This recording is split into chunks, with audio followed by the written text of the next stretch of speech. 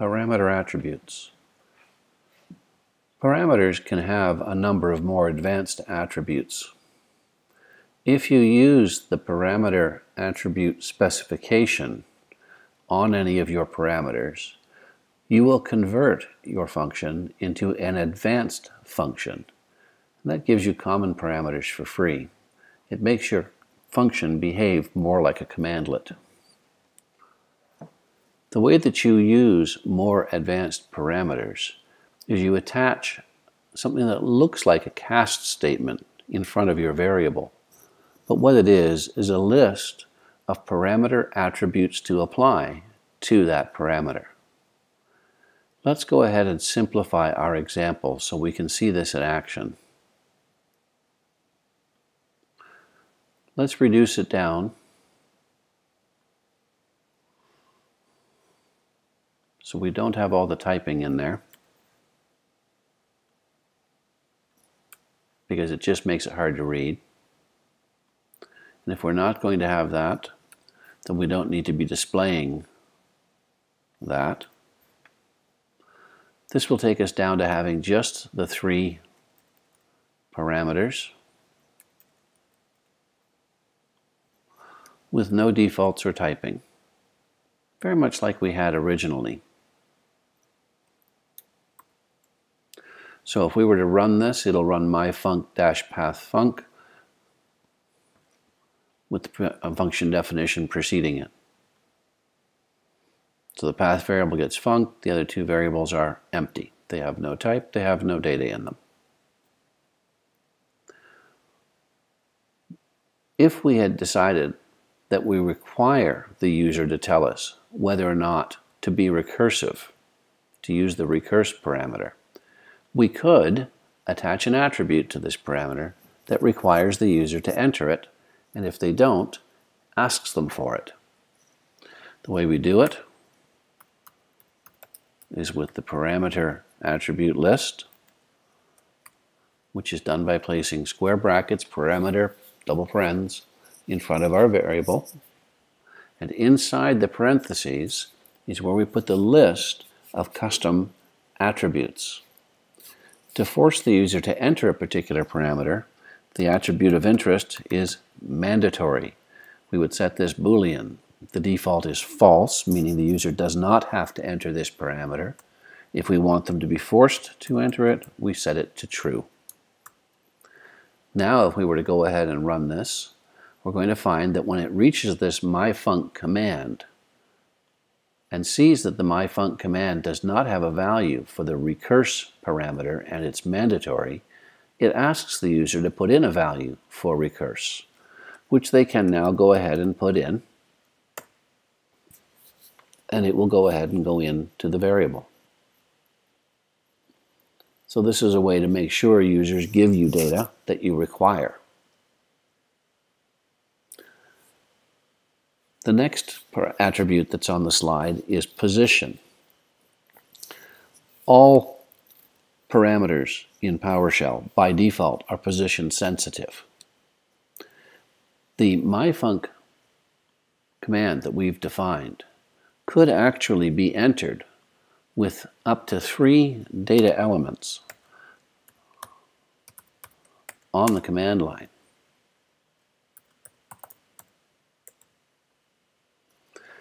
And if we were to run that, we would find it runs just fine and puts the first data item, which does not have a parameter name in front of it, what we call an unnamed item, unnamed parameter, in the very first variable. The second one goes to the second variable, third one goes to the third variable. We had no complaints about our mandatory one because we had data for it. Note that only unnamed data items get placed automatically in variables. If I had put myfunc-path func and then 2 unnamed items, it will put func into the path variable, mark it as taken, then the first unnamed item is foobar, and it will go into the first variable that does not already have data, in this case, include. And then the next unnamed one will go in the next that doesn't have data, which will be recurse. So this will continue to function. If I wanted to specify the parameter ordering, if I didn't want the user to have to put -path, and if they put an unnamed item on the line, I wanted it to be recognized as the path, I could put a parameter statement here with the attribute position set to 0, which means the first unnamed data item will go in path. The next unnamed one will go to the next one without an explicit position, and the next one to the next explicit position. If you put position on any of these, you should seriously consider putting it on all of them, because if you do not, you're going to find that PowerShell has some wonky behavior around mixing position definitions. We already have an attribute on our recurse. No problem. We can add another attribute with a comma and simply list the next one. So the recurse parameter has two advanced attributes. Path and include only have one each. So now if we were to put in these three data items from my func, the first one would actually go to path instead of include. The second one will go to include. The third one will go to recurse.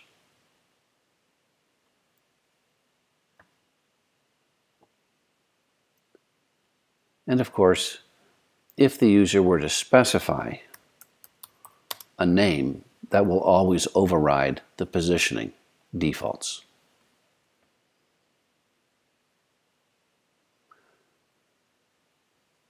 The parameter setName attribute on the slide is there to allow you to create lists of parameters that work together and separate them from parameters that do not work with each other. All the parameters that work together can be given the same parameter set name, and PowerShell will know they're allowed to be used together. If you give another parameter a different set name, it will know that parameter doesn't work with ones with a different set name.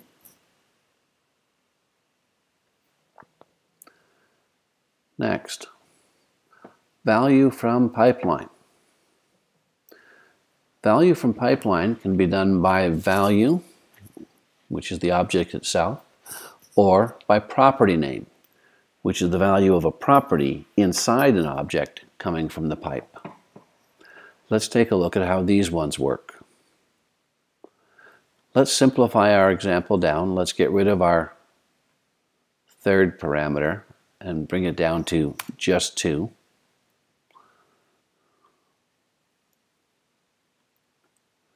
So we'll remove that from our example.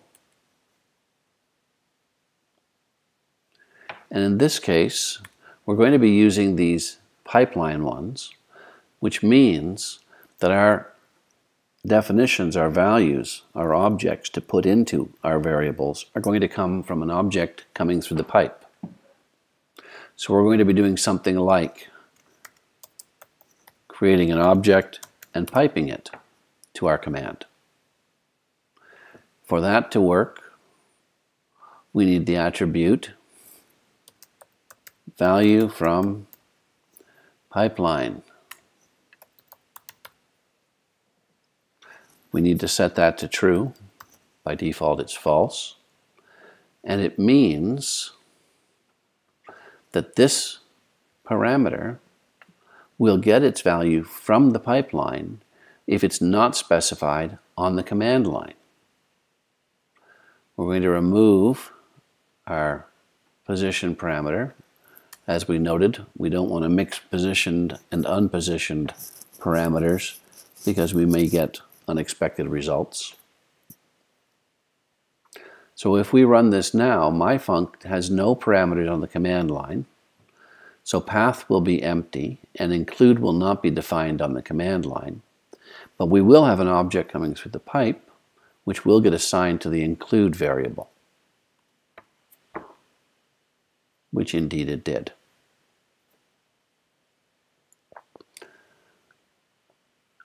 When we have an object coming through the pipe, and we want the entire object, this is how we do it.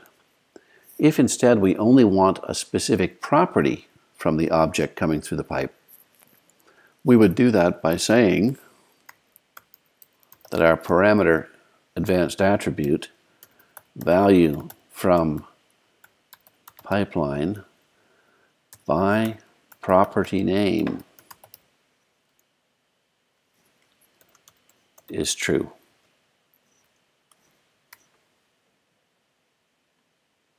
So what we now have is, let's simplify this down.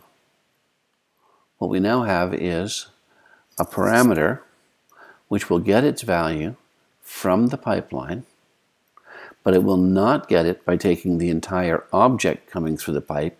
It will only look inside the object for a property with the same name as our parameter name. If we were to feed this hello string to myfunc, we're not going to be very happy with the results, because a string does not have a property called path for it to get the data from. So we're going to have an error. On the other hand, if we were to send through an object that has a property called path, which we could create lots of different ways. For purpose of example, we'll create one that's an empty object and add a specific property to it, a custom property called path with some value. And we'll send that object through the pipe. When that object arrives, we're going to be extracting a value from the pipeline, but we're doing it by the property name, which means it's looking for this path property inside the object, getting whatever's inside that property and putting it into the path variable inside myfunc. And indeed, that's what it does. There are lots of other advanced attributes. There is a help topic called About Functions Advanced that covers them in great detail. The About_parameters help topic is also very useful for this. If you would like to see what the settings of those attributes are for existing commands that are in the system, you can go to the help topic for any existing commandlet. And when you run the help command, include the -parameter or -full or -online parameters for the help command. And then for each parameter that's listed for that commandlet in the help document, you'll see a definition not only showing the name and syntax, but you'll see the help message, and you'll see any advanced attributes that have been set for that parameter.